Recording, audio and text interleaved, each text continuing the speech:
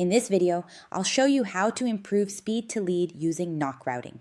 Speed to lead matters because 84% of B2B buyers buy from the first vendor they speak to, and nearly 95% of buying decisions are influenced by emotion. We were used to match each lead to a specific rep.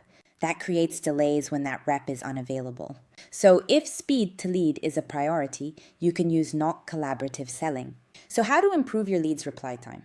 You choose a segment and route the lead to an AI agent so the response is instant. At the same time, you select a dedicated Slack channel that acts as the monitoring channel for that segment. Let's say you sell by territory. You have one SDR group for EMEA, another for Latin America, one for Asia, and one for North America. Each group usually has 2 to 5 SDRs. So when a lead messages you, the AI agent responds immediately. The live conversation appears in the inbound EMEA Slack channel. Any rep in this channel can jump in. The first rep who joins automatically becomes the owner.